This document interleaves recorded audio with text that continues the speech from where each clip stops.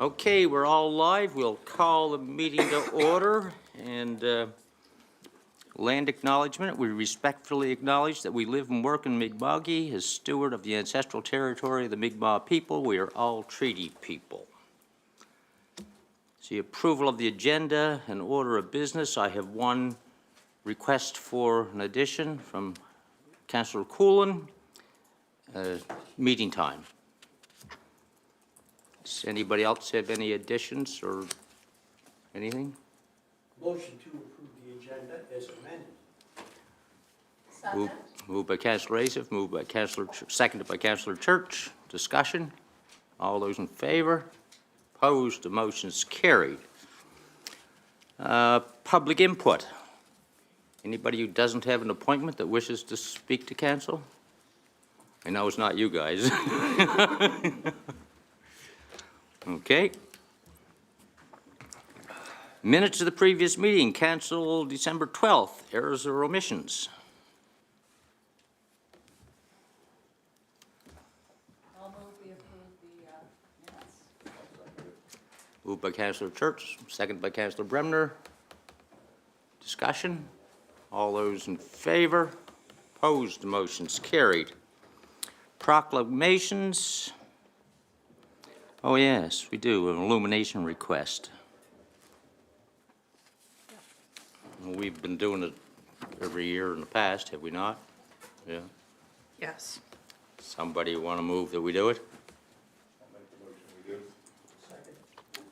Moved by Councillor Bremner, seconded by Councillor Asif. Discussion? All those in favor? Opposed? The motion is carried.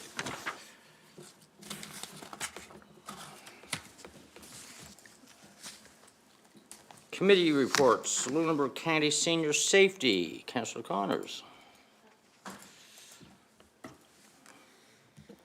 Thank you. The monthly report was circulated, so you would have had it with the agenda package. Nothing's jumping out at me to highlight, just a lot of business and business as usual. Yeah. Any questions or thoughts from anybody? If not, Not from me. Anybody else? okay, thank you. Not? Okay, thank you. Okay. Committee of the Whole, January 9th, and I think there are two motions that need approval. One, yes? Just one. Yeah. Porta potty program. Anybody, somebody want to move that we approve it? So moved. Moved by Councillor Asif. Seconded by Councillor Coolin. Discussion? All those in favor? Opposed? Motion's carried. It's going too well. There's got to be something wrong. We better take a break.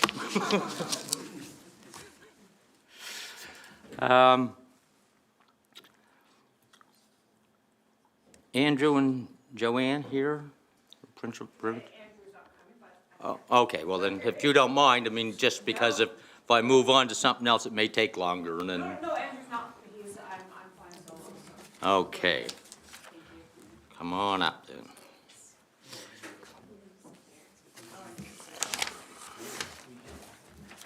Thank you for taking the time to let us come in today. Just wanted to, I guess, a very short presentation, briefly go over we're bringing back the Nova Scotia 55 plus games to Lunenburg County. Wanted to sort of bring all the councils up to date, so we're sort of doing rounds and wondering, of course, if you would consider some funding or grant applications in your upcoming budget. So the Nova Scotia 55 plus games are scheduled to be held in Lunenburg County in September 21st to the 25th. I'm not sure if anybody recalls, they were hosted here previously in 2017. And the 2025 games have been secured by the LCLC. It's a little bit of a different structure than when it was last time, but the games are pretty well the same. The overview of it, it's 4 days, 5 nights in the area, should be over 700 participants, 22 events, 20 plus venues, social programs, opening, closing ceremonies, nightly events. So lots of activity coming to the area for those 4 days. I guess the vision that we have for these games are to showcase Lunenburg County again and the South Shore while providing the participants and spectators of the games with a memorable and enjoyable experience. They all come from different areas of the province. There's a lot of camaraderie. They're certainly competing against each other for the biggest numbers that can come and how many medals they're winning are going away with. So it's we want to make that as memorable as possible. The objectives for us are to stimulate tourism, economic and community growth. The economic impact is projected to be about $550,000 to the area for that time period. Of course, develop and enrich the 55-plus community, support education and awareness for seniors in the area, and of course, there is a full other entity that is involved in this, the actual 55-plus games provincial society, so making sure that we follow all their requirements and stuff as well. The hosting committee will be funded, or will be sort of formed under Events Lunenburg County. Again, this is something that was quite active a few years ago when we had the games the first time. It has gone a little bit dormant, but with bringing back this games, there is the hopes to sort of revive that and do the host committee underneath that umbrella. Myself, Joanne Cooper with the Best Western Plus Bridgewater and Cookville are one of the co-chairs, as well as Andrew Tanner of Mahone Bay Brewing. Right now, there's a smaller committee that's sort of made up of support staff from the LCLC, from MODL, the town of Bridgewater, and we've actually, this time around, have contracted Rick Allwright from Mile East Events and Entertainment out of Yarmouth. So Yarmouth would have done the games, not the last games, but the one before that. Rick was a big part of that, so he's been contracted to sort of help pull off the games and help with the organization of it. And then, of course, the Nova Scotia 55-plus Games Society as well comes back into play, and we have 2 reps from there, Maurice and Ellen, and there's provincial reps, so they sit in on our committee meetings and making sure that we're in accordance with everything that they need. This is just some demographics, of course, that show that it's a good, that we are a good venue, that there's a lot of the participation will be from folks that are in the area, again, while bringing in probably, hopefully over half of the 700 will come from away and stay in the area. You guys probably know these demographics better than I do, so they're just there for you.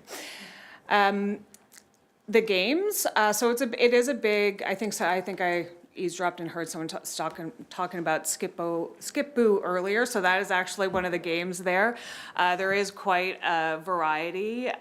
What is that? Somebody over there it's a card game. Oh, okay.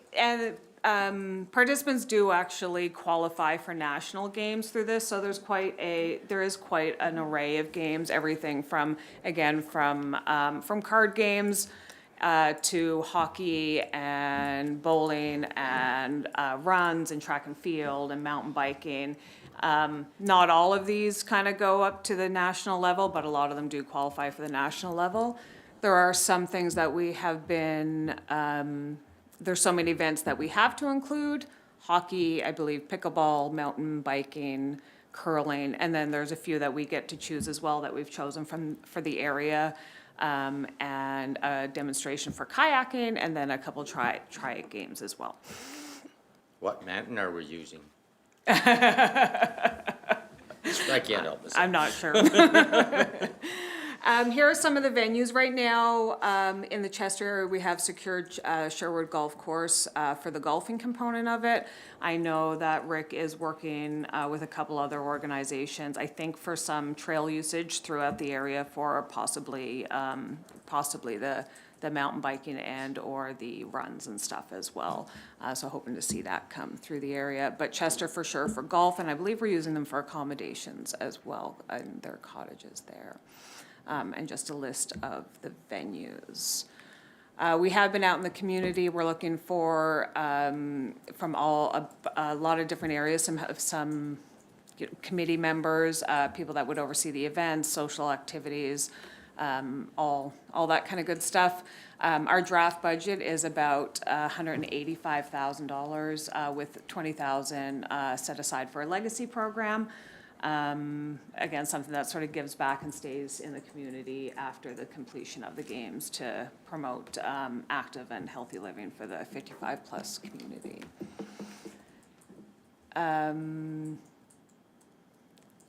Just an overview again of sort of what we're looking for with regards to help for the games.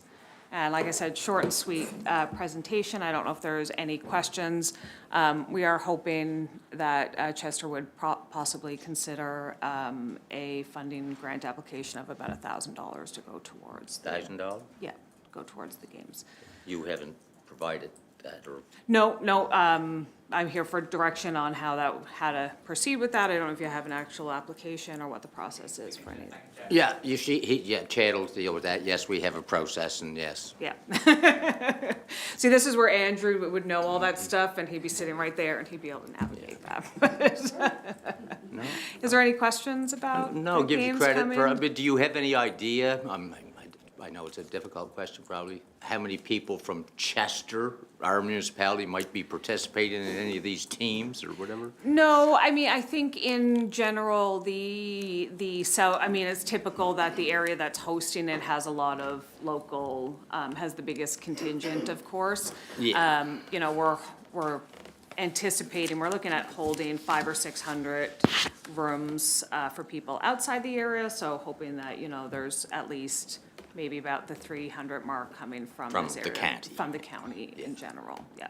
And it heavily depends, of course, on what, it would be different from last time, because it would depend on what activities and sports have been selected as well. Councillor Connors? Thank you. Just curious, I'm happy to see the idea of a legacy project. I can't remember, and I should, but in 2017, was there a legacy project? There was a legacy project. I'm going from memory off this. I believe it was a shuffleboard. They're not called rinks, but a shuffleboard board yeah, fair that was in place in the, Yeah, fair enough. in the area. Thank you, thank you. Anyone else, any questions or anything? And I give you credit for putting it on, and, you know, hard to get Yeah, people to. it will be fun. It's a good group sitting around the table, so we'll, Yeah, when exactly is it taking place? September the 21st, so it runs from a Sunday, with opening ceremonies possibly on that Sunday to a Thursday. Yeah, we have moved those dates a little bit, because then that goes right into, I think, a 4-H competition that's in the area the following weekend. Yeah. Who? Councilor Asa. Councillor Racer? Oh, Yeah, thank you for the presentation. I just, maybe you don't know, but I'd be curious how you enter. Like, is there a site that you can go to that'll specifically, you can register? Is there a criteria? No. Of who can enter? No, absolutely not. So you can enter as an individual or as a team. It will be through an online registration process. I believe the last time that it was in Lunenburg County, well, I know the last time it was in Lunenburg County was the first time that we had done it online, and it's been continued since then. We are hoping, so one of the items that we have is building a website for the games specifically. And we're hoping that it will be something that will actually be able to be carried from county to county as it goes on, instead of just living under Events Lunenburg County or the LCLC as it did last time, something that's kind of a standalone, so future committees don't have to continue to recreate, yeah. hey, Councillor Coolin? Yes, thank you. So what type of promotional mandate do you have? Like, is it going to be all online? Is it going to be some sort of mail-out services? I'm just curious. There will be some mail out. It will be, I mean, it will heavily be online. There's good databases from previous, I mean, new people are, you know, encouraged, and we would want new teams and new people to participate. Between the 55-plus provincial society and the previous games, there are really good databases, so there'll be some mail outs and stuff, but it will be heavily online, but there will be some promotional materials for it as well. Okay, thank you. Okay. Anyone else, any questions?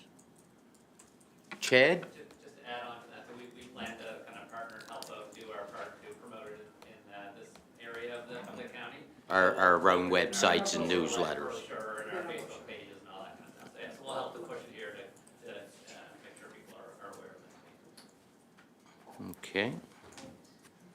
Okay, well, I mean, I can't speak for council, but I think you'll probably be reasonably successful with your grant application. Thank you. Okay, Thank thank you. you. Thank you for your time. Yeah. Is our church, no, they're not here. Okay. So we will move on to 9.1, I guess we're on. First notice expense reimbursement policy, and that's just to give notice, really. isn't it? Yes. Yeah. Yes, so at the December 5th Committee of the Whole, Council had the opportunity to review the existing expense policy, and we had a discussion around some potential changes to the policy. So those changes have been incorporated in this expense reimbursement policy that's attached to the request for decision today. In the report, I did try to highlight what those changes are and wanted to bring a couple additional changes to Council's attention that occurred after legal review. So the original changes had to do with more defined allowable expenses. Those would be outlined mainly in the appendices of the draft policy that's attached to the report. There was policy statements that were removed that were referencing committee members because they are not eligible in this policy, but their compensation is covered in a separate policy, so it was redundant. Yeah. And we've added some clauses around international cell phone package use when municipal cell phones are taken on personal vacations. And in there, the maximum reimbursable expense is $100. That's what was put in the policy for council's review. And we did reference at the December 5th, actually it was in the motion as well, that we recommended removing the credit card section and then creating a separate policy. However, after further review, we do believe we've addressed the concerns that we discussed at the meeting within this existing policy. So one was around submitting expenses on behalf of others. So we added a clause, if a claimant personally incurred an expense that applies to more than one, or more than themselves, then that would be eligible, provided that other persons were identified and also eligible for reimbursement if they had incurred the expense. So after the expense is reimbursed, all the expenses are attributed to the individual who incurred the expense regardless of who submits the claim. So that especially in regard to reportable individuals, because that is required under legislation. I always did that. Further to this, staff have also added a section entitled Travel Reservations on behalf of council, the CAO, and deputy CAO, and that is to account for booking, group bookings when it comes to going to conferences and travel by the Corporate and Strategic Management Office. We've also added a clause at the beginning under purpose, so this is in regard to good faith. So we realize that occasional claims may be submitted in good faith that do not follow the policy, and so we're just trying to communicate here that as long as there is not repeated careless or deliberate violations of the policy, that claimants will not be, subject to any consequences. And then there's some more clauses around the fraud or misuse similar to that vein.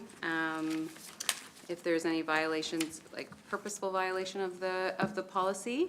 And the final one was a clause around when two or more travel requests for out-of-province travel requests are made by council members, then council as a whole decides who attends the particular conference or event. What we do anyway. There was one small amendment, we got ahead of ourselves when we did the draft.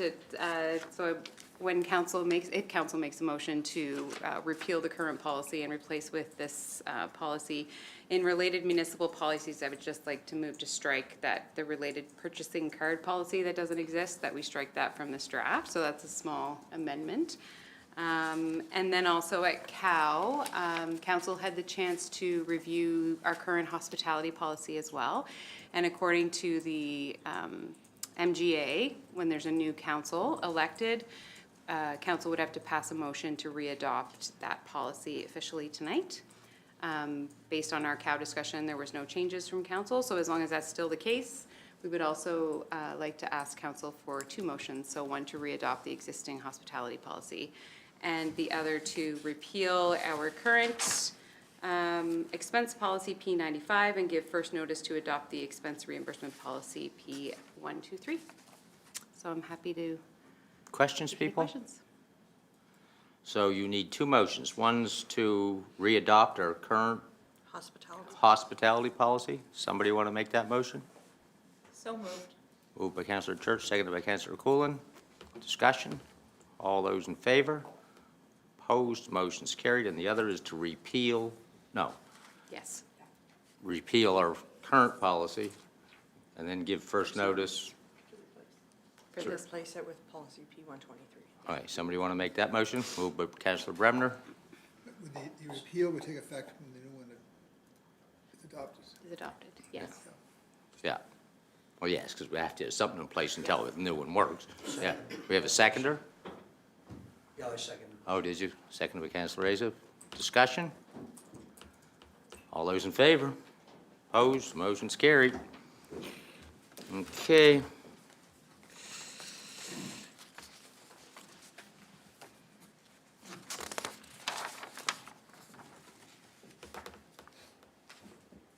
Financials.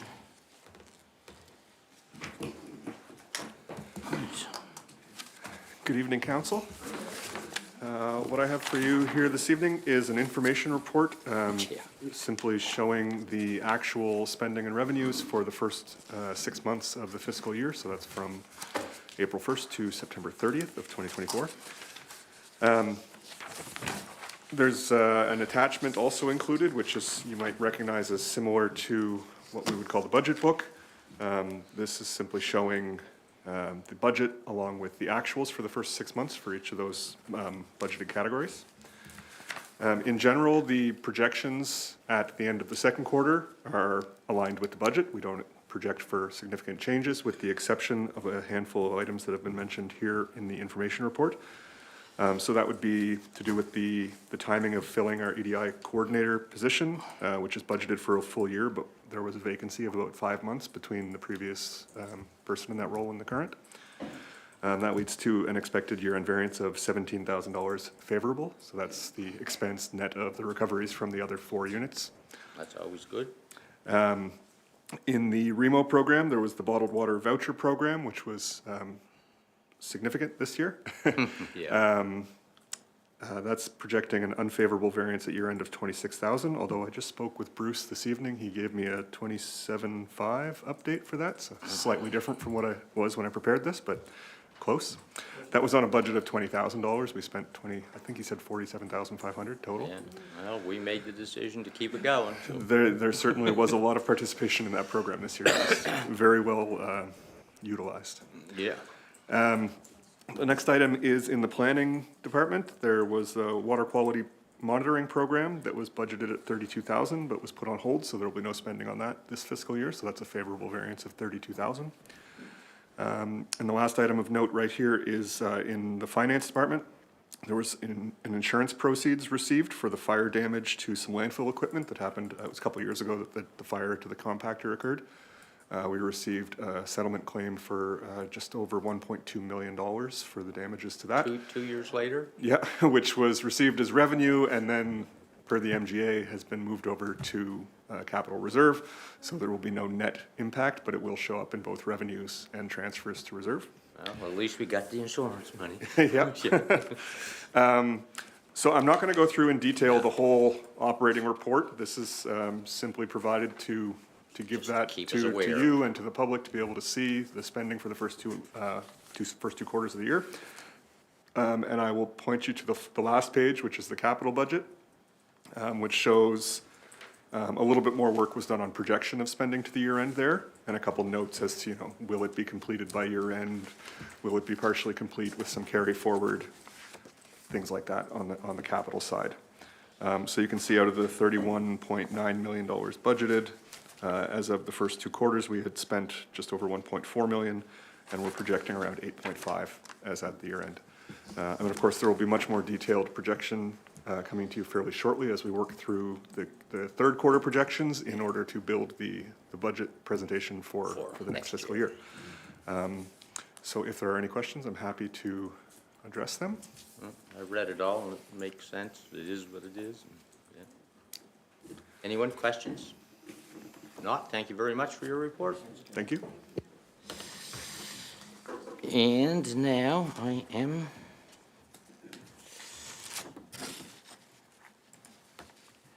information breakfast with council. That's, we don't need anybody to report on that, do we? It's just, Not unless you would like to, or Well, or I- you'd like to change those dates, otherwise we'll well, I mean, proceed.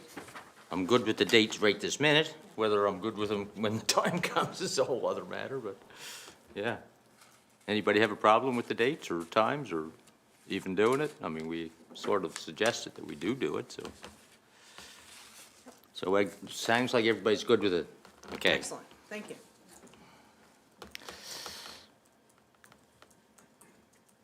Okay, dates for public hearing, Spectacle Lake. Good evening, council. So, I should get be a that quick somewhere. one here tonight. This is just coming back to pick some dates for, You need the microphone, sorry. thanks. Coming back to pick some dates for public hearing for the land use bylaw rezoning file. And this was the second of two rezonings we did around Spectacle Lake. This one is the one to apply the lakeside zone at the depth of 100 meters surrounding the lake that council gave first reading to back in December.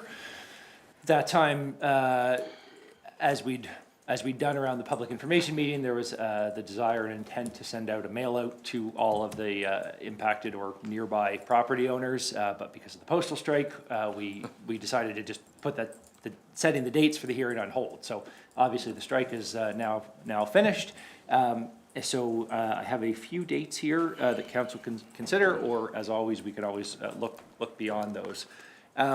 Particularly in this case, and we don't know this for sure, but this certainly has generated a lot of interest throughout the two different rezoning files. So we have some dates, and we have inquired with a couple of off-site locations in case council wants to hold the hearing off-site, or we could have it here on those same dates.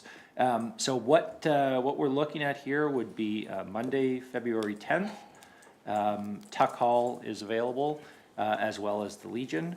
Or Wednesday, February 12th, the Legion is available then. So we're trying to work around PAC meetings and other Everything council else, yeah. meetings, although, yeah, so those would be sort of I think the earliest dates in order to get the notice out to the property owners and comply with their advertising requirements, or we can always look to, weeks beyond that, so. Does anybody have any issues? Councillor Connors? Thank you, Tara. Just wondering if we should have the meeting, the public hearing in the village, or should we have it, we've had public hearings outside of the village, Yeah. Closer to the area of discussion and Yeah. impact. That's a fair point.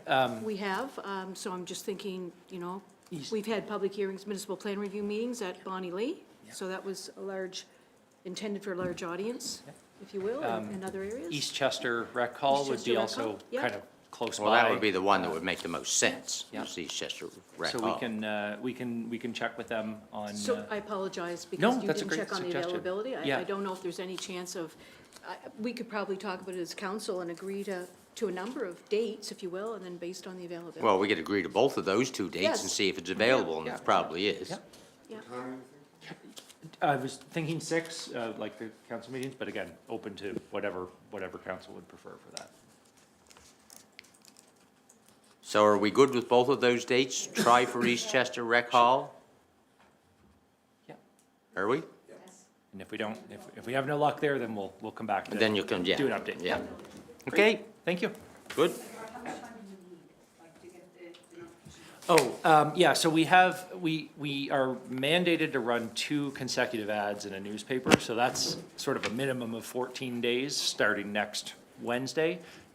So this would give us a little bit more time than that, but again, that would allow us to make sure that the mail outs get out to folks. So my intent would be try to confirm that availability tomorrow, get an ad in the paper to run the following week, and then hopefully early next week, send the packages out to everyone so they have at least 2 weeks' notice. Yeah, because Garth, you don't have to meet us next Thursday. You can just send us an email as to if the date is confirmed. Is that? Oh, yeah. Yeah, To save yeah, some but time I'd work on with- your end? Yeah, And get absol- that mail out earlier? Yeah. Absolutely, yeah, and Okay. hopefully if one of those 2 dates work, we'll just let you know. Just and- let us know which and run one it with is. Great. Yeah, Yeah. Thank you. absolutely. Yep. Yeah. Abdallah? Yeah, just the, what I wanted to ask Garth is, so obviously we want the sooner date, I would expect. For me, it would be. Sure. Which is February, I missed the date, sorry. Oh, the 10th would have been the earliest. And that'll give you time to do your. Yep. Yeah. Perfect. Yep. So we'll aim for that Yep. one, and if Aim not, for we'll that one, look at yeah. the 12th as the backup. Absolutely. Yep, Okay, thank you. all right, thanks.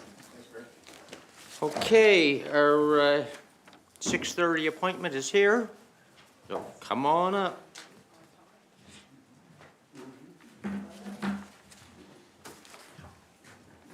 How you doing tonight? Good, thanks. How are you? How are you? Well, so far, so good. Good. It's not over, though.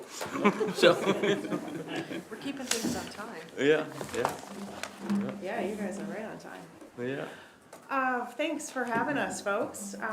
We've been here before, but my name's Amanda Gwynn Timothy, and here as representative of the Church Memorial Park Board of Trustees to discuss our Who's with you? proposal. I'm gonna get to this. So follow next to me. This is Dan McDougall. He is also a Board of Trustee member, former CAO, consultant, you name it, he's the guy. So tonight, I'm just gonna bring you up to speed, because it's been a while since we've been here. The last time, well, sorry, in regards to this subject. So you folks graciously sponsored or agreed to $100,000 or monies towards the feasibility study. This summer, we got the results of the feasibility study. It was a year-long process essentially. And that final copy can be found digitally on our website, the Church Memorial Park. I believe that's been circulated amongst the counselors. Yep. And it's a lengthy document, so I won't go through it page by page tonight, but I will give you the Coles notes. Ultimately, the research showed that if we, well, first of all, we'll start with the survey. So the survey was, we believe, was well-received, and there was 600 participants in the online survey, which equates to about 5% of the population.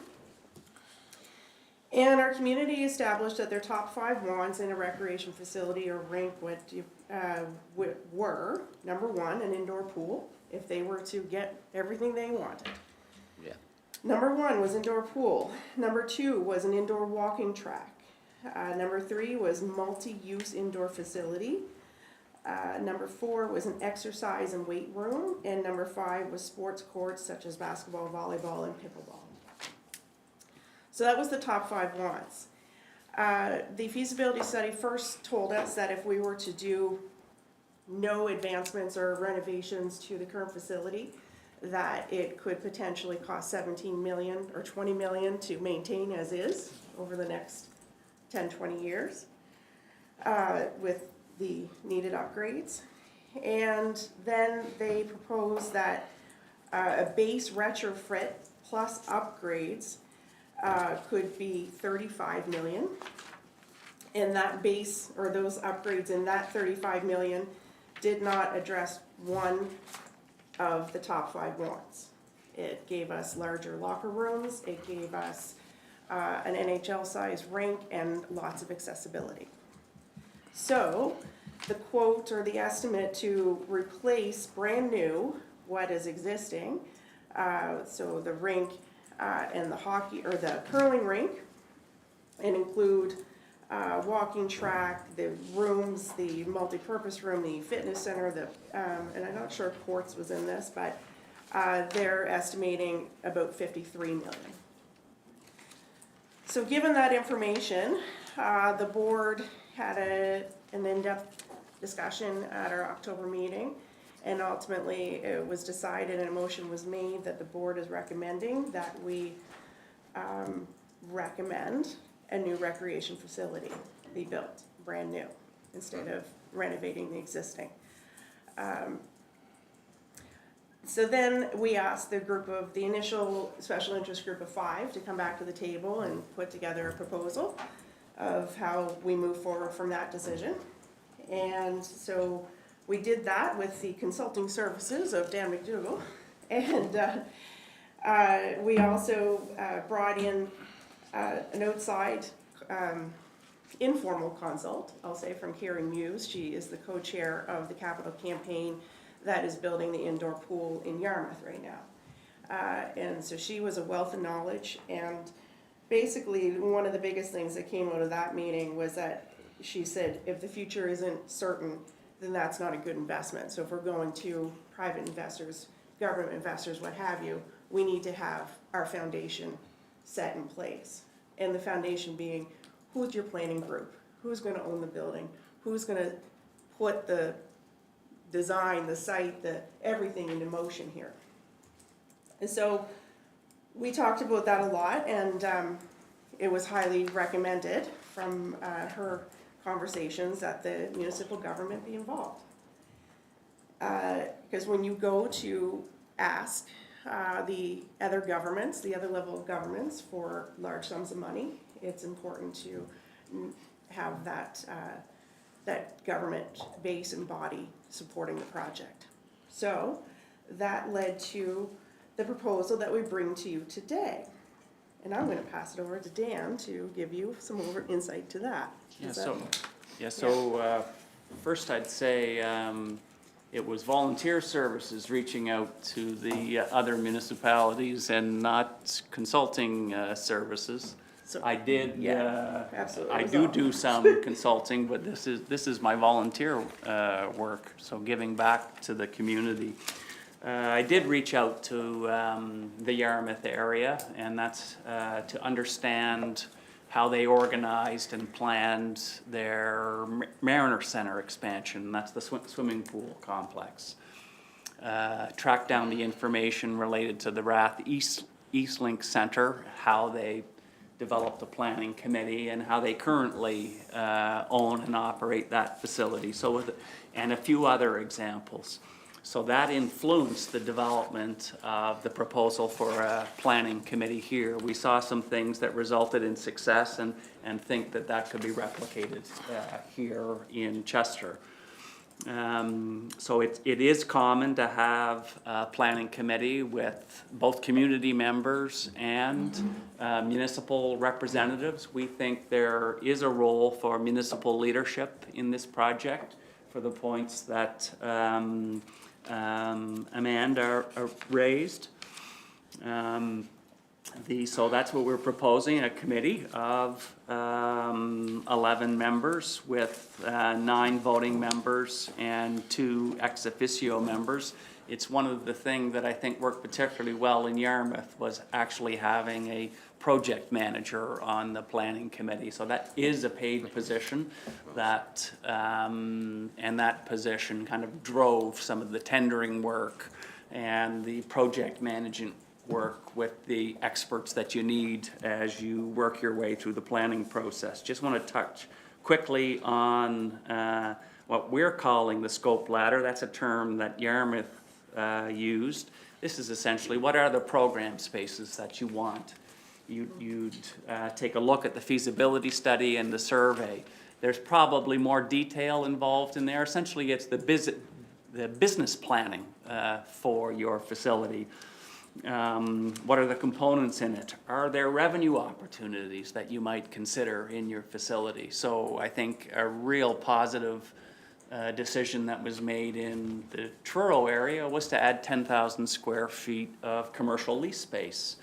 And very quickly they found a tenant. The idea there was that the revenue from that lease space will be used to reinvest back into the facility. So it's the scope ladder would include kind of that business and feasibility planning.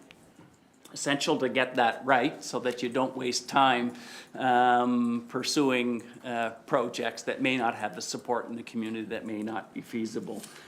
We identified a number of other elements of the planning stage, including work that would start at some point with architectural firms, concept drawings, et cetera. Flag quickly that the board and the communities do see a strong role for community members, board members in the project. We know there would be great enthusiasm to develop fundraising approach, both for major donations as well as a community campaign. And we do see a role for the Church Park Board, or a board similar to the Church Park Board, to operate a facility once it's up and running. We see advantages in that. So those are the highlights, really.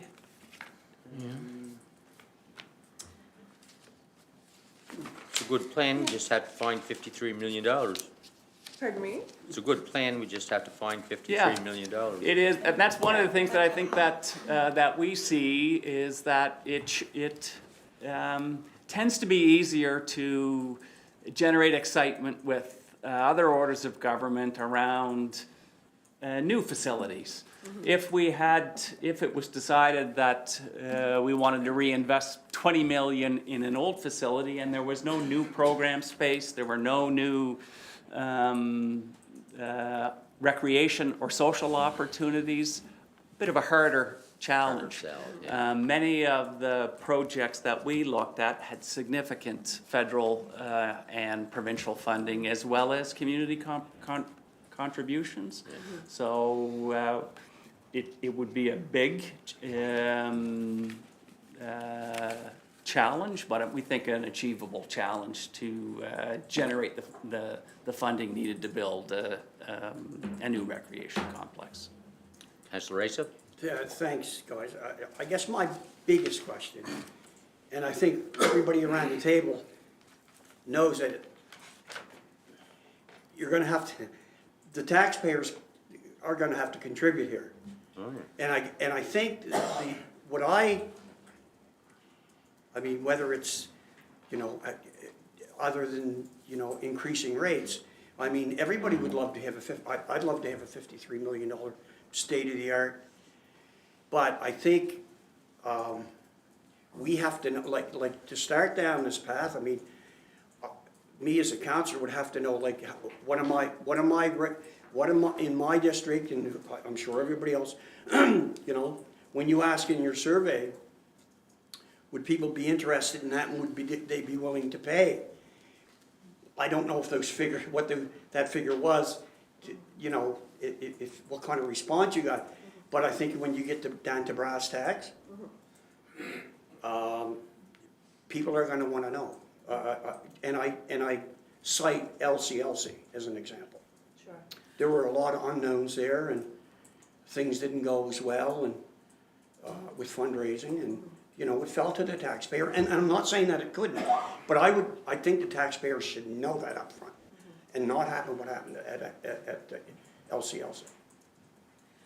So, it's been one of my personal goals from the outset that the building itself would be built debt-free.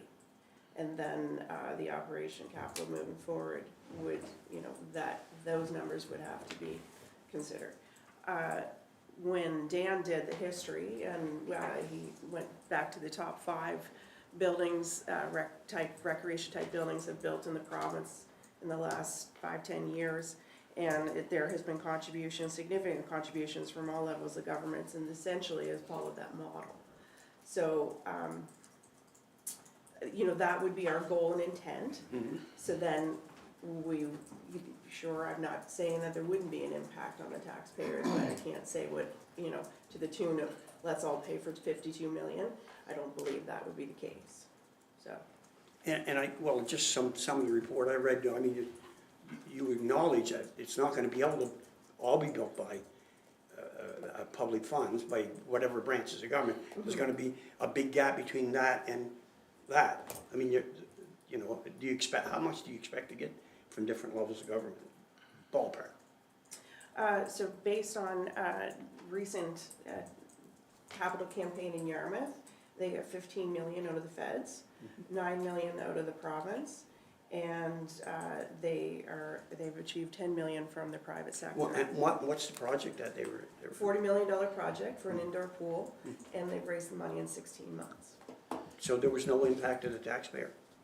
No, I don't know the answer to that question. There's three communities that came into that. That was Argyle, Yarmouth, and Barrington. So I'm not sure what those. I mean, I expect that the municipal units contributed some capital funding as well. Absolutely. Yes. In all the examples Yeah. we looked at, the course municipality they did, has yeah. contributed. Yeah. One of the questions that was asked in the survey was related to feedback about funding for recreation. So I would encourage you to look at that. It gave us insight that at least those that completed the survey would be enthusiastic about funding a new recreation complex. It was quite a surprising number. I think we asked them what percentage of a municipal budget should be spent on recreation programming. So that feedback is in that study. 17%. Yeah, it was a significant percentage, so, yeah. Councillor Reno? Thank you. Generally, I look forward to a replacement of our aging facility, and I think it's important to have a facility like it or improved a version of it in the future, for sure. For me, obviously, this is a initial discussion of how our roles will look, because up till now, the arena has been managed exclusively by the trustees, and we give some small grants annually, and we've been very, I think, for the level of service that we get, we've been very fortunate. An arena with a pool and maybe walking track or whatever it ends up looking like will almost for sure have a much higher Annual. financial burden that as opposed to what we have now. I think the LCLC runs a deficit between $500,000 and $800,000 or $900,000 annually, depending on what, because they also do like concerts and things to help try to offset some of their costs. So I think, we really need to get a bit of a report or some sort of like, some way, it's so early, and I know it's hard, and this is no different than any project we start. It wouldn't matter if together we were planning to build a gas station. You're trying to look ahead and what's the operational costs, what are the ongoing capital and maintenance costs. LCLC had to replace their entire geothermal system last year. It was only 12 years old. So these kind of things, they happen.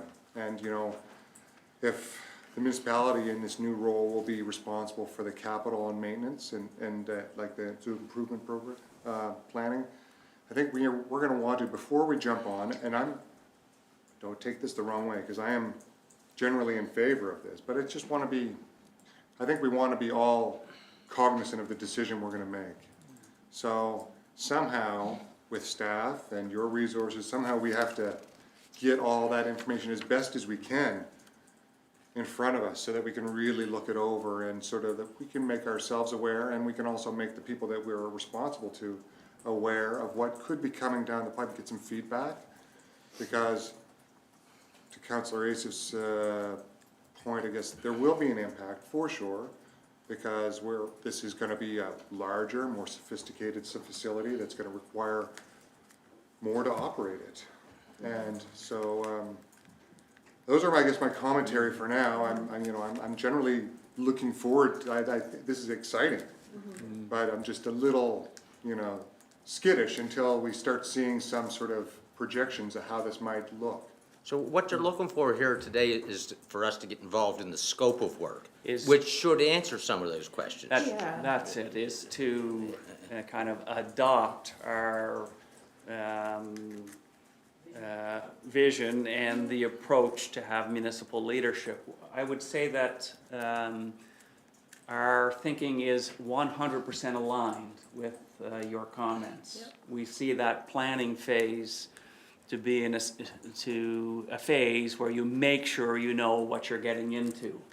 What are the Revenues and revenue streams? What are the alternate revenue streams? Is there an opportunity for endowment funds where maybe community contributions are used for operations rather than for capital? So I would say we're 100% aligned with making sure we do our homework at the front end with you. We just think that the municipal leadership for a project of this side is essential to be successful in getting us off the ground. And at some point, we'll get to a decision point on what the facility looks like. Yeah, and I know, Tina, you're next, but like when you mention a pool, and I've had these discussions with you, I mean, that doesn't mean we're building a great big pool. That means we're looking at the possibility of putting some sort of water. Absolutely, and I think Yeah. to just mirror or add to what Dan said, I think, and I agree completely, I think what we're asking here today specifically is for the council to form and lead the advisory board to move the project to the next step. Yeah. And start the homework. It's not a decision to build, it's a decision to go down the road to find out what that all means to us and what it would look like. Right. Yeah.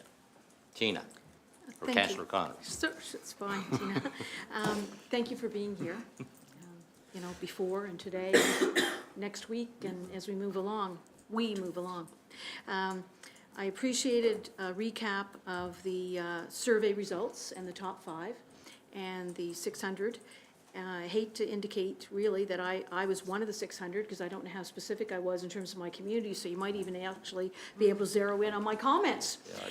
So I actually paid particular attention there when it came to the, you know, how much money would I be willing out of my municipal budget? Because I responded as a survey respondent, right? So, and I hope that everyone here at the table did, I hope, because that was our opportunity as individuals and told I our did. neighbors and our friends and our family and so on. So I appreciated that.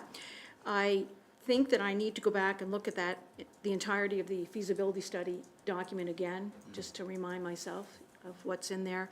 I called up one of the attachments to have in front of me, and I believe that what you were referencing in terms of some of those other facilities, we have in front of us, or could have in front of us tonight, just as I just did, pulled it up. And it doesn't scare me as much as I thought it might, because you've got it broken down in terms of, as you had said before, community, municipal, provincial, federal, and the total project. So it's right there in black and red and purple and green. So, yeah. So, but I know that changes, and you know, it's a kind of a sliding scale bit. But I'm excited. I think that when I look at the top 5 wants, you know, I'm not sure where we're gonna land on that, but I think we just need to think about our communities and the economic impact and the tourism opportunity, the attraction of new residents, filling our storefronts and our businesses with employees, and just how that all works with a rec facility. I think that more community engagement definitely needs to happen, more surveys, more what have you, to help determine the scope ladder, what's our priorities.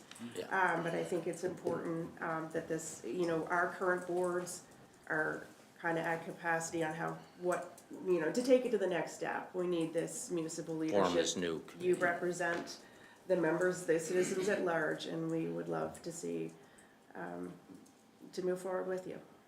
Councillor Vino. Thank you. So I think the ask is for us to sort of take the reins of this project. There's no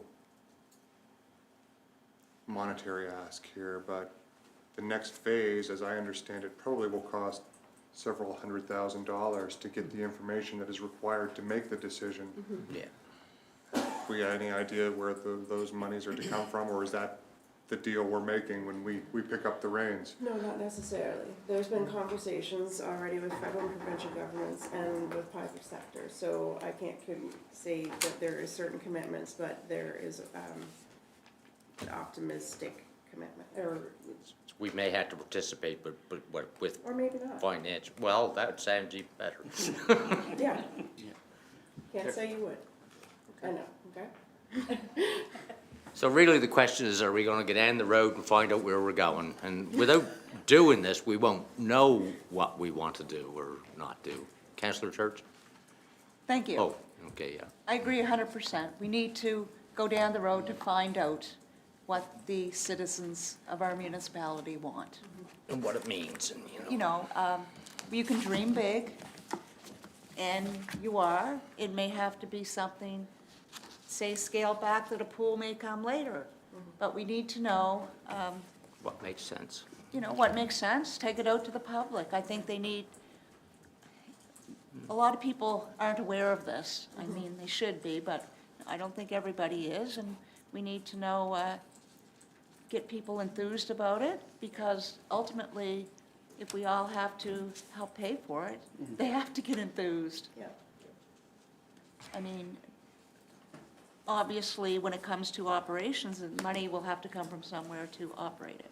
Yeah, but that Realistically. scope, this should all give us some indication on those operating costs and whether the revenue stream coming in falls short or doesn't fall short. Isn't that's the purpose of all? That's the purpose of it. Yeah. Well, I think we What need are the to- program spaces? What are the revenues that you'd anticipate for program spaces? And Are there, and it's a good process to go through. Some communities have decided that walking tracks they wouldn't charge for example. That should be something, that's an investment for the community, and it should be accessible, or donations only. But that's part of the planning process, is define the program spaces, the uses, and then what revenue streams would come with those. We charge $2 to go out in Forest Heights and walk around it.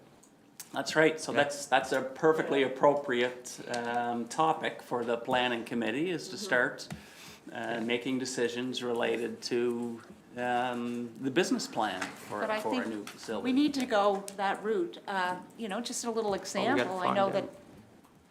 Bonnie Lee Farm took their participants over to either LCLC, or they like to go to HB Studio to walk. Hey, And I- Councillor Asa? Yeah, I just think that going out to the public is important, but equally as important, because you're gonna get questions. And the questions that you're gonna get after all the fun stuff set up is, how much is it gonna cost me as a taxpayer? And I know you probably can't answer that, but unless you have a lot of information, I wouldn't go to the public until I had my ducks in a row, because you're gonna get Well, that's the idea. a lot of opposition of people want to know what it's going to cost them. That's the bar, from what I see, I just, people want to, and it's great. I mean, you can ask 100 people, would you like to have, lobster every day? And they'd say, sure, okay, who's going to pay for it? So to go out to the public, you need some answers, because Well, that's if what you the go out idea- to the public and, as we know, when we deal with the province on many meetings, it's like, we don't know. Well, that's what we're doing the scope of work for. Well, Yeah. but yes, but I'm saying, absolutely, but part of that scope of the work, isn't it gonna involve a rough estimate of what it's gonna cost the Yes, taxpayer? yeah. It's gotta be. Yeah, and then Well, you go that's to, fine. then you go to the I public. just don't want us to start off on the wrong foot with the public, because I love this project. I mean, I grew up in that rink, and we need a rink here. Just how we get there is how we're gonna get there, Yeah. yeah. Okay, Councillor Coolin? Yeah, to Councillor Asa's suggestion, we just don't need a rink. I mean, we've only ever had just a rink. We had a rink and a curling club, and that was a demographic that was targeted, and that's the people that utilized that facility. This is a multi-purpose, active living facility. This demographic goes from 2 to 102. you know, and I think it's important that we understand that the lifestyles have changed and mindsets have changed, and how people want to, you know, preserve their life and enhance their own life.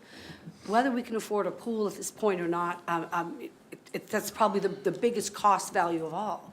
But the rink itself only supplies services to rink and curling. So this would apply to anyone who wishes to do like pickleball, walking, you know, recreation rooms and whatnot, whatever, basketball. And I'm all for it. Like, I think it's a great idea. Whether or not we can afford it at this stage or moving forward stage, it's something that we need to look at. Like, we need to look at a site location.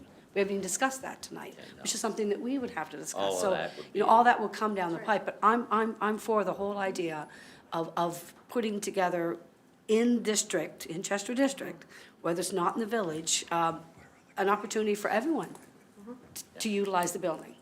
Yeah, and things cost. You know, advancements and everything costs, everything costs. Thank you.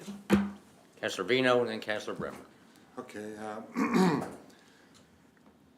okay, so we can see by the body language here in the room that, you know, we were generally in favor with the idea of moving forward, so I guess I'd like to move that we refer this to the nominating committee to select representatives for this new recreation facility advisory board. Moved and seconded. Discussion. All those in favor? Opposed, motion carried. Looked like we're going to appoint people. Let's move forward. Thank you. At least until we find out what it all means. Thank you so Thank you very much. Okay. Okay, unless somebody has a problem with it, we're going to take a 10-minute break.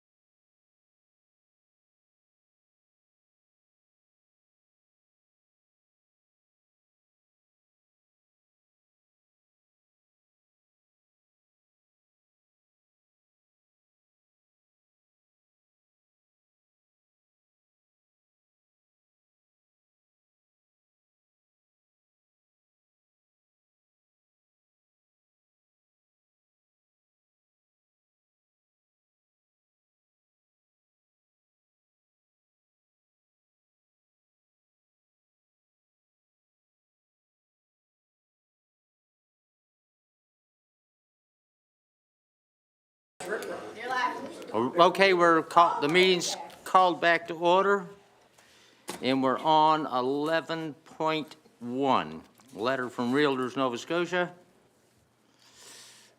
I'm not sure what they want, other than if we want to talk to them, we can.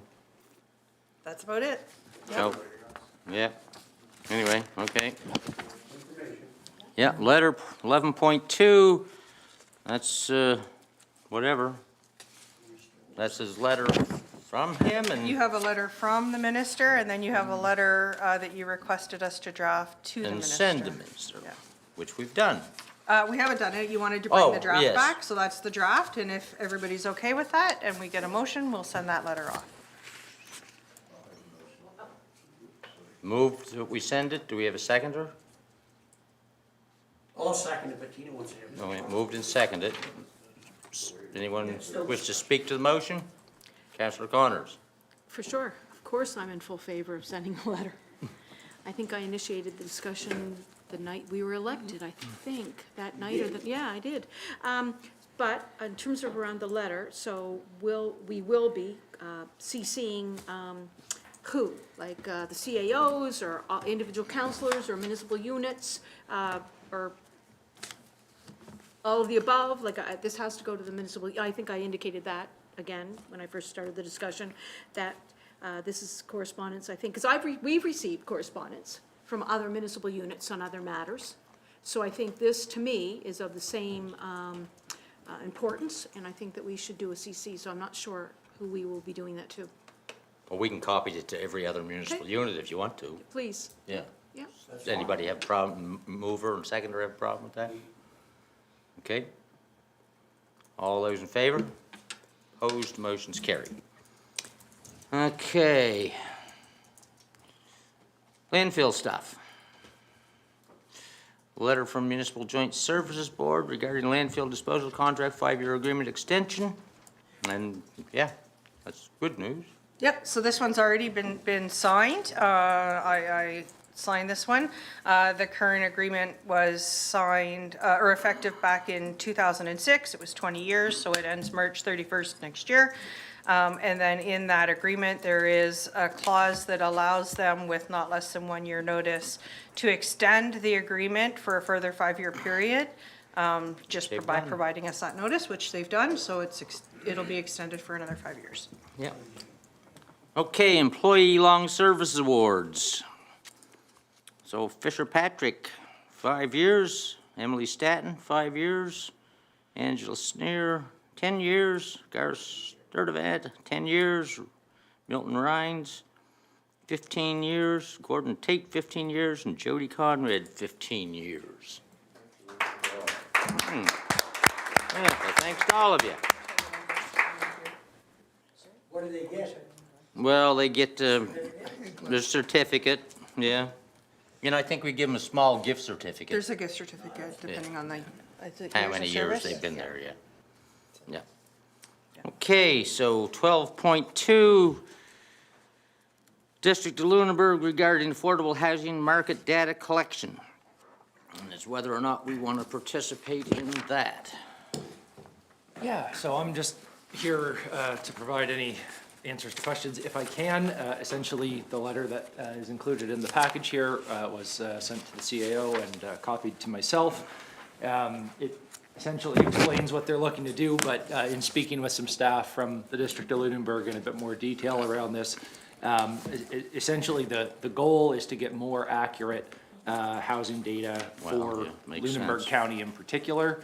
My understanding is that, and I'm not aware of any of these cases happening in Chester, but in the District of Lunenburg, they had a number of developers who were trying to apply through CMHC for different types of programming to have, a portion of the units deemed affordable and receive funds in support of that. And the issue that they were running into is that we in Lunenburg County were classified in a sort of a general rural Nova Scotia category in terms of the data collected. And given our location close to Bridgewater and between Bridgewater and HRM, the anecdotal evidence would support that our rental rates and vacancy rates are different than sort of general rural Nova Scotia. When you think, that's anywhere from Yarmouth to Cape Breton, and some areas are much more rural than we are. So the thinking here would be that this study would collect actual data for Lunenburg County, which could then be used by, the municipalities for whatever purposes we need, but also by developers to support those applications for more affordable housing projects. And as stated in the letter there, they've sent this to all units. They're hoping that everybody will participate. They are committed to going ahead regardless of other units' participation, and they intend to do the whole county regardless, because it just makes sense to do that. But they're asking for our Well, of course it would, participation basically divided out by population. Is the proposal. So that's. Councillor Connors. Thank you. I was tickled to receive and see that correspondence in our council package.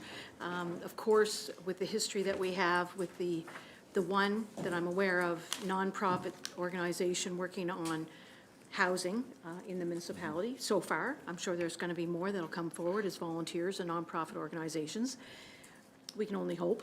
But certainly speaking from experience, that group, and I'll say that group because I have officially resigned from the group based on the code of conduct that we have seen here. So the group has certainly over the years looked to CMHC and certainly still is in discussions with CMHC. It's my understanding that subcommittee of the New Ross Group, that is our consultant, Dave Harrison, along with our volunteer, Sid Demerick, are very active in working with CMHC and working with the group. And again, it's not a lot of doors have opened just yet, but all the data and all the information and all the background material that we can have, Is helpful. and not just that group, but this municipality, and certainly in terms of developers that are looking to do things that we may not even be aware of just yet. So I love this. I mean, it sounds reasonable. I'd like your opinion on it. Yeah, I think it would be good, valuable data for us to have. I mean, we're working through this growth plan work where, affordable housing's obviously been a topic of discussion, and there's limitations to what we can do or not do. So I think being armed with this data is probably one of the things we can do to support not-for-profits or even private developers that are seeking to do affordable developments. Councillor Vino. So our contribution to this, I guess, would be prorated in accordance with Population. our assessment? No, I population. think they're doing it by actual population numbers, not so at least that's the way it would. So what is our cost? So they estimate the total cost to be $50,000. Now they do say here. For us or? For Sorry, for the whole set, for the whole piece of work. And then they say that the commitment would be based on the percentage of population of participating municipalities. So I suppose it will depend we know Modal's in, they've passed this at their council. So it would depend on the other units, whether they participate or not, and then dividing it.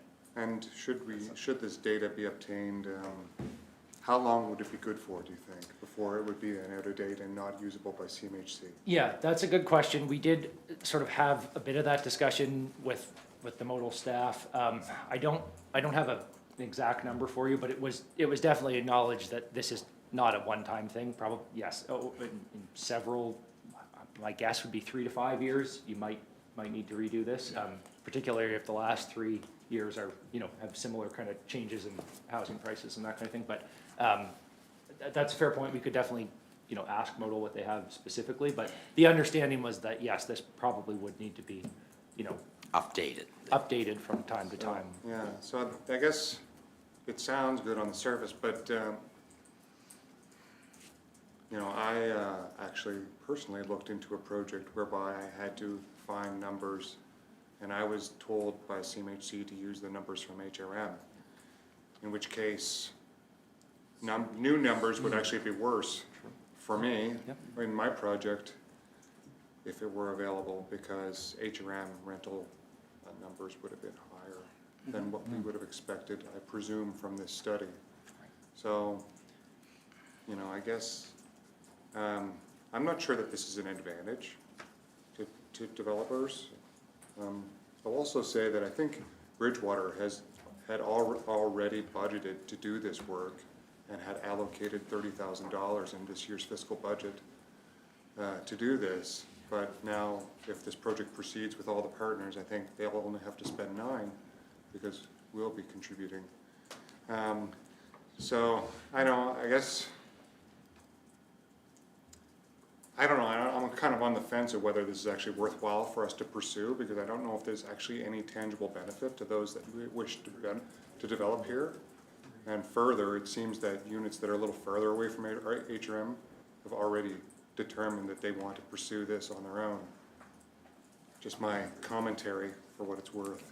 Yeah, Jan? The only thing I can add to that is that our senior economic development officer has met with one potential developer who's looking at possible projects in the municipality, and they have indicated that this particular project and the data would be helpful to them. Yeah, I think it would be.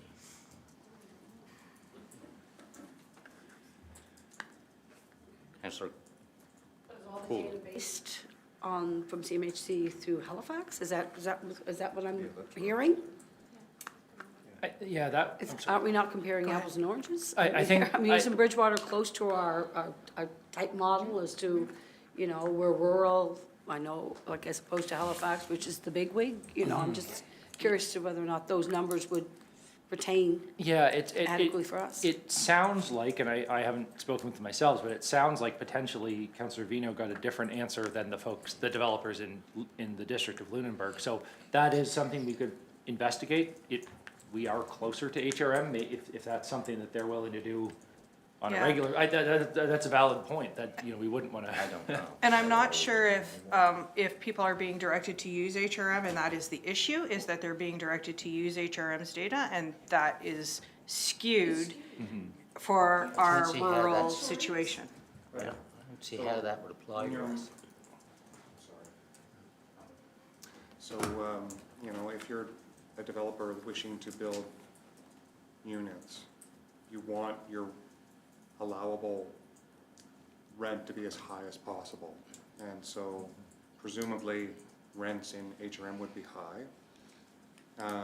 higher than in rural Nova Scotia. So we would want to be and I think actually in truth, our rents are more aligned with, say, HRM than Barrington or someplace, you know, it's like, so, I guess, I just don't know that this is a benefit to developers, because we want, you want as a developer, you want to show even your affordable rent rate, your base rate is high enough that it can sustain the development that you're proposing in a business model.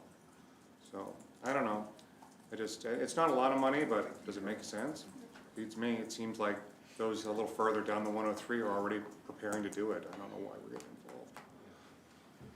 Councillor Asa. It seems, I mean, it seems to me that I remember a report that was presented at a SHAC meeting, that there was a study, maybe it was the Nova Scotia Housing, didn't that have data in it for our area? Yeah, Garth, you might be able to speak to this as well, because you've been talking about all, the housing needs assessment is not, the data is not the data that CMHC requires to support these applications. Okay. It's not granular different. enough. Okay, Yeah.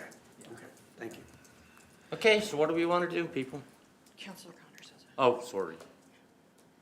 Tina? Sorry, yeah, I just wanted to comment a bit on Councillor Vino's reference to, he is a developer, and the rents, the rent thresholds, and, you know, the higher the rents and comparative to HRM. And while I appreciate that as a business case and a model for profit-making, you know, there are communities that are looking as nonprofit organizations that do have to have a business case, absolutely. But the affordable rents that might be cited in HRM, with all due respect, aren't necessarily the affordable rent when it comes to a community in New Ross, in Western Shore, Windsor Road, maybe even Chester. I'm just putting that out there. So I am really very much in favor, I guess not looking through the lens as a developer necessarily, but as a supporter to a nonprofit organization that's looking at it. So that's just what I wanted to add there. Okay, so what do we want to do? We either need a motion to participate or not. Forward the motion to participate, to get on board with the District of Lunenburg. And I'll second that. Moved and seconded. Discussion. All those in favor? Opposed? Motion's carried. Okay, we will prepare a letter and respond to them and bring forward any further information. Thank you. Yep. Thanks, Barry. Okay. Guys, you getting those red by Just a few, yeah. Road name. You dealing with that one? Oh, Chad is, okay. Okay, we'll see you later.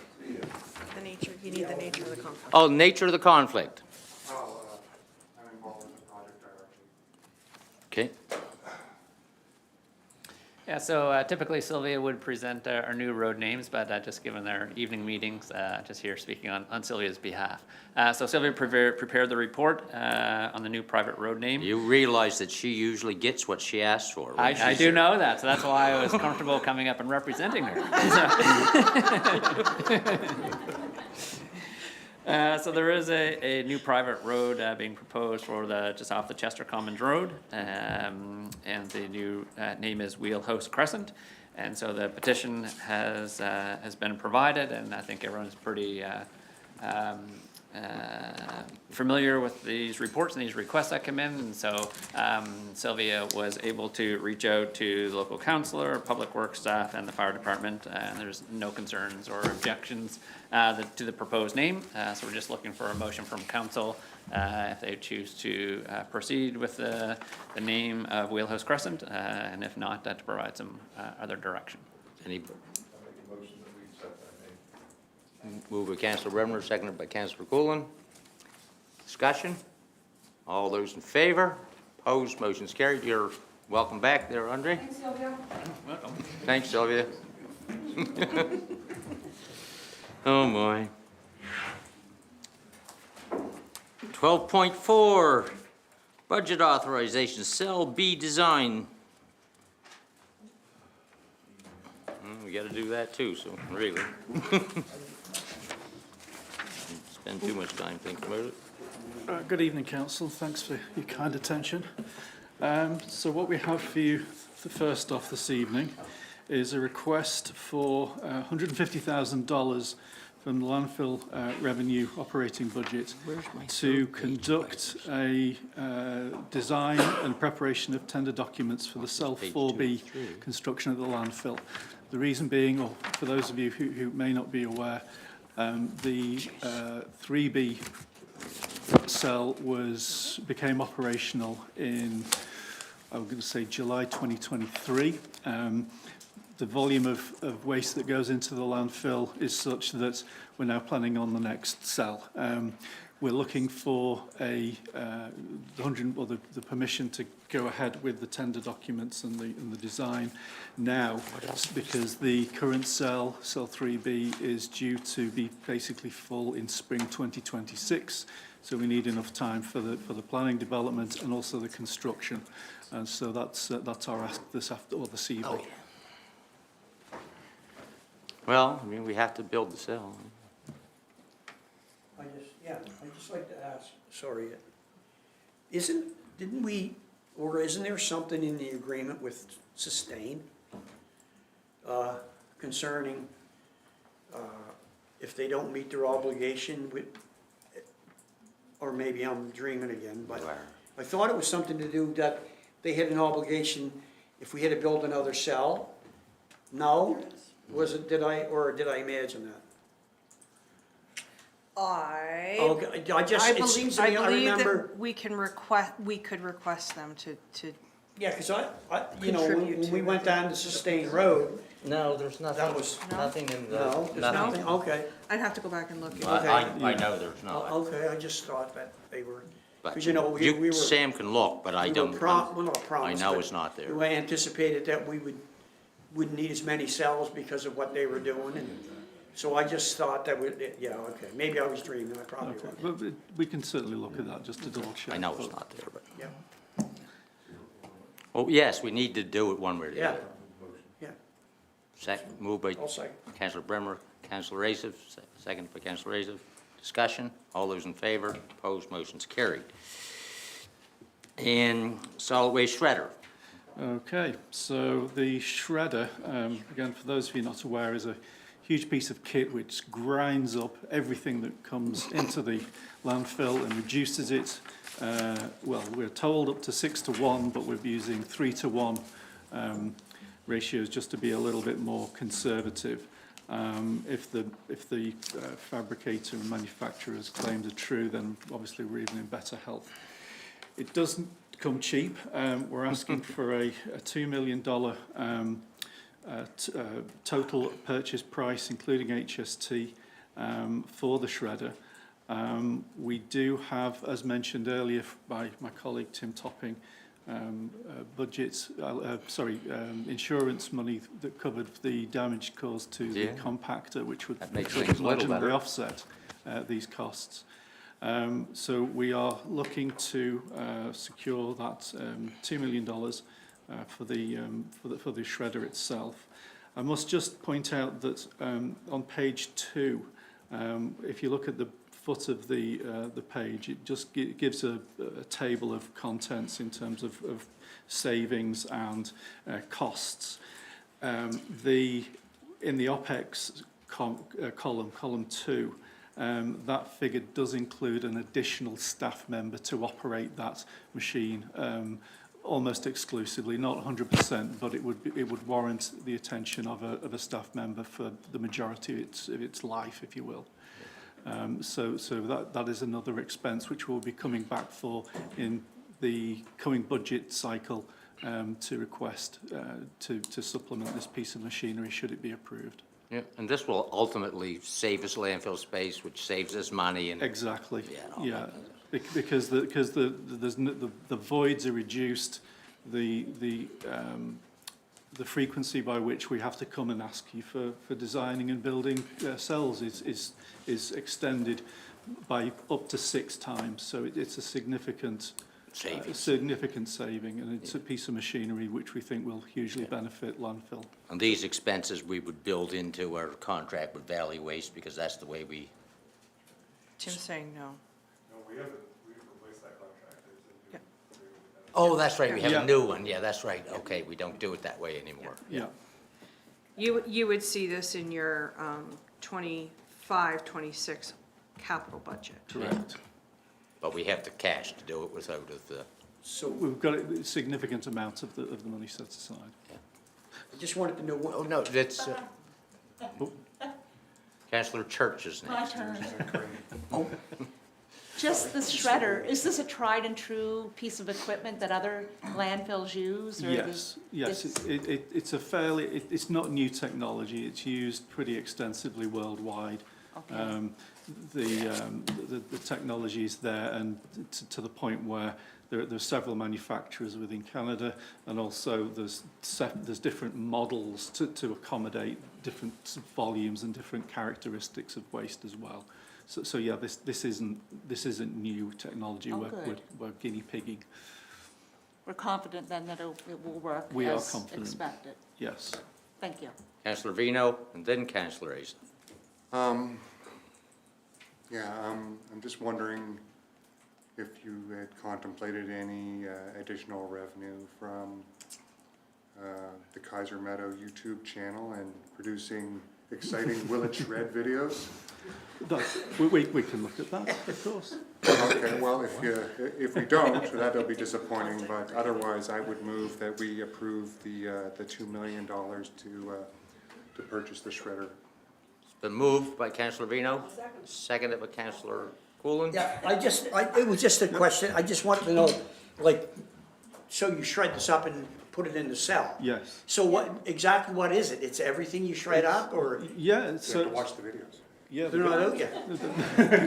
It just takes up way less space. Yeah, oh no, I understand that, but what are you actually shredding? Everything. Everything? Everything goes through this Okay. machine. The other thing as well is that Everything that can go in the landfill. Everything that Infer- goes in the Yeah. landfill, beg your Okay. pardon. Yes, I beg your Yeah, pardon, that was my okay. mistake. If we get a car engine and we find Yeah, it, we'll I- take it out instead of shredding it. Okay. Exactly, but in terms of metal recovery, so often they're equipped with magnets as well, so when everything's crushed, there's magnets over top which drag out the metal, so Wow. we're increasing our metal recycling capacity as well, which has an income Well, that value makes to sense, it. yeah, absolutely. Good. Thank you. Any other discussion? All those in favor? Opposed, motion's carried. Thank you very much.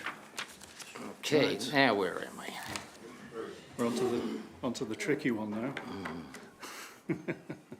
Region 6 budget. Oh, yeah, Region 6 budget.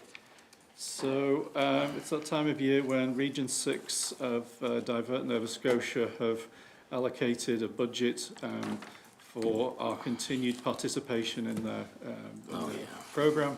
The amount is $15,200.61, and requesting that council approves that in order to continue our membership.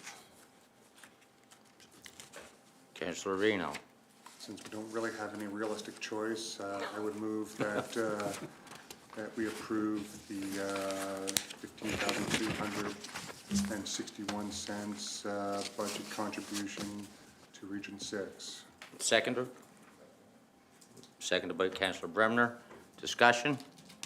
All those in favor? Opposed? Motion's carried. Thank you very much. Okay, and now, that was the end of my budget. What comes next there? Oh, grants, district grants, yes.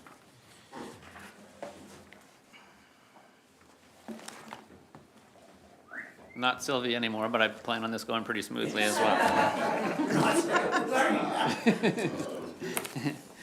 So we do have 3 district grants on the agenda for consideration this evening. So we have one from District 3, and that's an application from Chester Minor Hockey towards a fundraising tournament that they have coming up, and that request is for $2,000. We also have a request from the Shore Riders ATV Club for District 5. They have a rally that's coming up actually next weekend, and that may sound a little bit familiar because we did have a similar application that came in, and that was awarded from District 4 just a little while ago. So anyway, that was intended to be together, but they got separated. So that's on for this evening. And then the last one is from the New Ross Preschool Society. You should see in their application, they're looking for some support for their program supplies.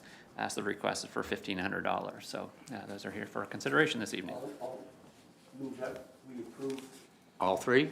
all 3, unless somebody wants to separate. If I may, thank you, Warden Weber. Anyone interested in the minor hockey one, I'd be looking to share that one. I think Councillor Church has showed interest. Was that on? I didn't? Yeah, the $2,000. Oh, yes, yeah. Well, I mean, if the others are, I am. You know, I don't mind contributing for my district for minor hockey, no. There's people from all over the municipality play hockey. If anybody's interested, I'll go it alone, and Councillor Church will do it. It would be Well, great. I'll participate as well. Okay, thank you so much. I'll participate.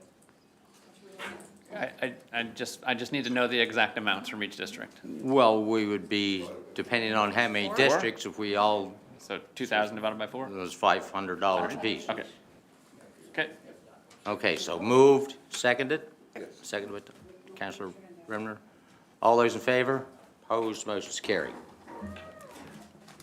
Okay, so now I'm on to The designated community. designated community fund.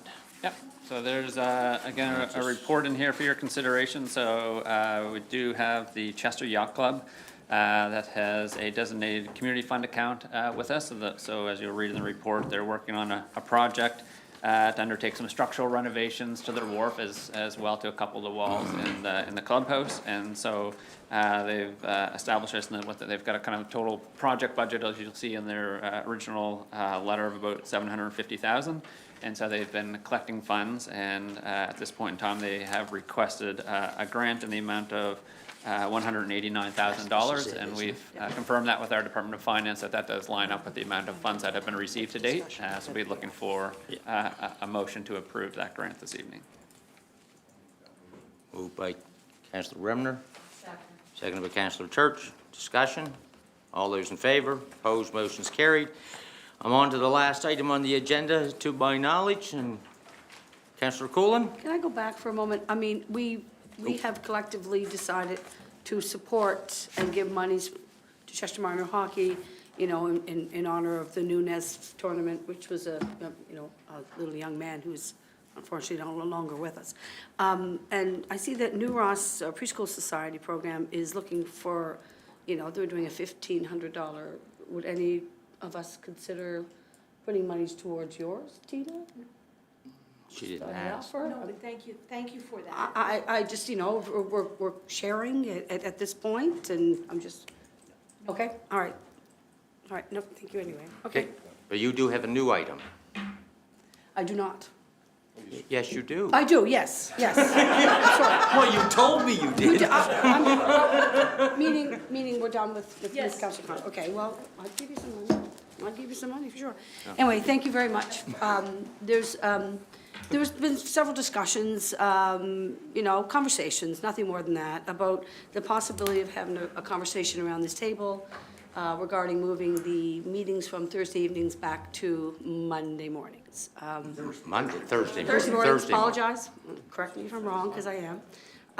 I understand that the reasoning, if I'm not, you can correct me, I think the reasoning was a couple of different points that the EDI Association wanted, you know, to have an opportunity to change it to mornings, into evenings, public, we have more of a public viewing if it's in the evenings. And I think one of the main factors, if I'm not mistaken, was to have an enticement for new elected district councilors in the fall election. Obviously, 3 have considered running their ridings again, and I'm lucky enough to have run District 2, and Councillor Bremner can speak on his own behalf, but I'm in favor of moving them back to mornings. It's always has been mornings, and why reinvent the wheel? Thank you. You making that a motion? I would like to motion, take a moment if anyone wants to discuss. Well, they can as soon as you move. That the, Moved and seconded. Discussion on the motion. Oh, we have to discuss. What fun would this be? Yeah, I know, you know what, yeah. You're already on. Okay. Councillor Rainey. Elephant Man. Okay, so it wasn't, yes, it's true, yes, you did raise the initial reason, which was that the EDI committee had highlighted that the best way for our meetings to be most accessible by the greatest number of people was to move it into the evenings, both for candidates and the public. Now, we don't always have an agenda that's enticing enough to draw out people from the public in the evenings or in the day. Sometimes it's just dry. I accept that. I think that moving it to the evening, or to the mornings then would be potentially an issue for some folks that work through the day, which is most folks. I guess the only question I really have, and I'll ask for anybody to answer if they wish, is are we going to move our public hearings to the morning as well? Or are we gonna leave those also in the evening? And if we're not gonna move them in the morning, why?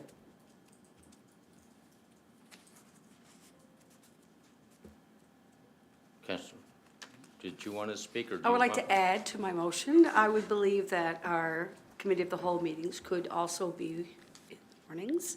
I've also, if I remember correctly, Councillor Vino had suggested the first week in December, I think it was, that we negate one of those, that we go down to one council of the whole meeting. We felt that it would be better for the staff as well, and, you know, if there's an opportunity to maybe just have one council of the whole meeting per month, that if they could, you know, obviously they can be moved if so desired. I also think there should be some flexibility with that, because there's obviously going to be an opportunity that a committee is going to say, look, you know, we sincerely would like to have a presentation with you. However, we only can meet, and we can certainly make an allowances and leave some open wiggle room for We've a always committee done to that. be able to present. But as far as the mornings on Thursdays, it's been there for 40-some years, and I would just, I would like to have an opportunity to have them in the mornings. Thank you very much. Yeah, I think the intent we'll move back to mornings, But there are always cases where we decide to do evenings because we know that it's going to be a lot of public participation and it works better, and we've always done that. Councillor Church, I think, was next, and then Councillor Vino again. Thank you. I'm in favor of moving back to Thursday morning. I think there's pros and cons with either time, but it also was stated when we made that decision the last council that it would be up to the existing council to decide the time of meetings. So it was done to entice people to come here, but now the existing council are here to make the decision. And I certainly approve that. I think it's certainly better for staff. You have to look at work-life balance. They're here during the day.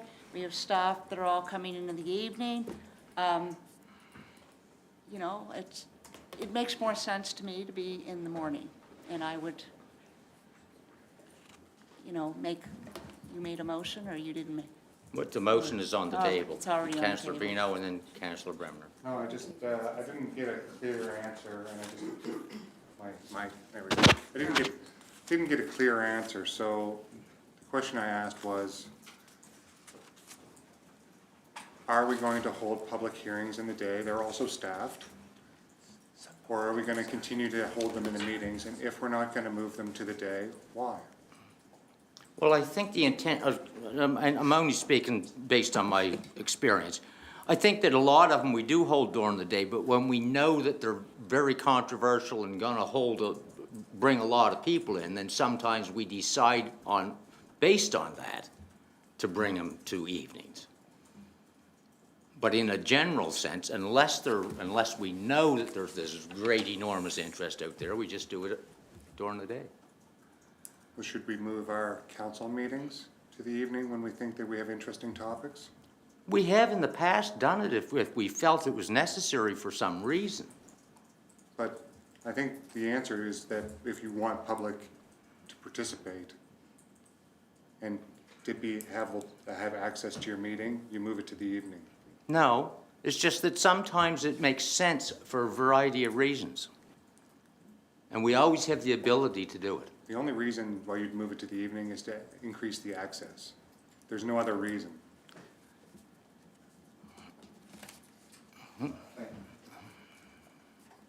Yeah, it's your turn. Thank you, Warden. I believe daytime is an appropriate change to make people more comfortable.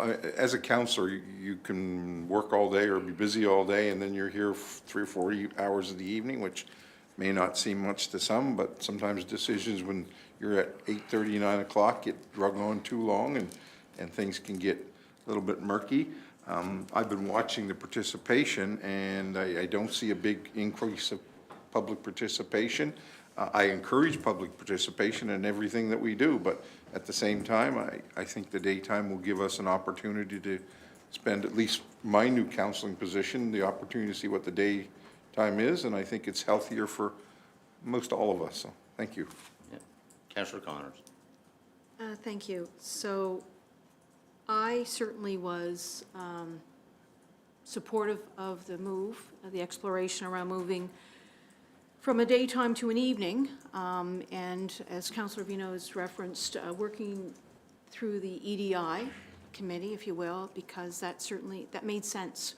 And I know that at that table, we had a lot of dialogue and a lot of healthy dialogue and a lot of people who jumped in on that discussion because it made sense to them. And it made sense to them for the 2 reasons. If they decided to put their name on the ballot down the road, and also it made sense to them because of just certainly they were sitting there during an evening session starting at 6 o'clock here in council chambers, that if they wanted, or their neighbors or their family wanted to be able to do the same, that it would be an evening meeting. Personally, and I shouldn't be here personally, I prefer a daytime meeting. I'm going to leave here tonight, and I'm going to be, depending on the weather and the roads and Mother Nature and Department of Highways crew, depending. But I just drive like a turtle, and that's fine. I make it home. So I would prefer to do that during daylight hours, you know, facing the roads. But I have to remember that I'm not here, For yourself. I'm here for the community. And the community would tell me that they would prefer evening meetings. They would, in a nutshell. They would do that. They would do that, absolutely. So I'm not sure what I'm gonna do. Am I gonna put my hand up for Tina Connors, or am I gonna put it up for the people that can't be here during daytime meetings? I have to say that our live streaming has gone a long way. I am very much happy that we've live streamed our meetings. I will add, Warden Weber, to your comments around the fact that if we have agenda items that are of particular interest, or if we think they are, also, I would go one step further, if I could then, that if we have a request from an individual, because individuals are important, or groups, or developers, or whoever it might be, businesses, to have an evening time presentation because they would like to come and present to council. And we did that.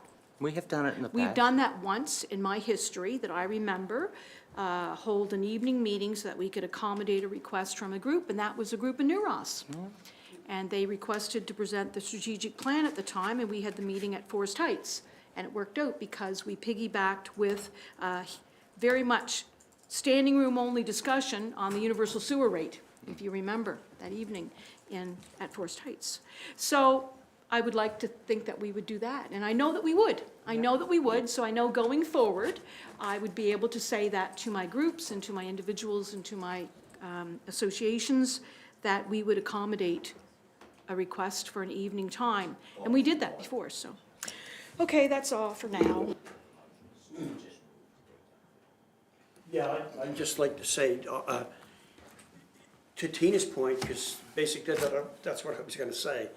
I mean, I've been here 8 years, and had people come present from my district, but, I mean, I can only speak from my own experience. I have never had anybody come up to me and say, you guys should meet in the nighttime. Now, I don't know what other counselors' experience has been, and Andre, I appreciate that, but I think your assumption was wrong, but, You should speak through the chair. Yeah. anyway, sorry, the chair, yeah. sorry. Anyway, that's all I'll say, and I think, you know, I'm in favor of going back to days. And I mean, I'm retired and I can go day or evening, but I will say, I prefer the daytime. Okay, so we went through it, so the motion on the floor is to move our committee of the whole and council meetings to daytime as they had been in the past. So, The motion I put forth was just council meeting. I can add committee of the whole. well, I thought it was both, that's all. Yes, and I will make a motion to, yeah, for both, to move back to Thursdays. However, I would like to also add to that, but I think that we should reconsider only having one meeting a month. Yeah, but we need, that's a whole other kind of discussion. Yeah, that's a different discussion, yeah. So is the seconder comfortable with that motion? Yeah. All those in favor? Opposed, motion's carried. I guess I'm the only one who can't participate in the 55-plus games. So that's, The rest of you guys want to be in your beds by 8 o'clock. yeah. That's why I asked you. So I'm prepared to hear a motion to adjourn. So moved. Second. Discussion. All those in favor? That's why I asked.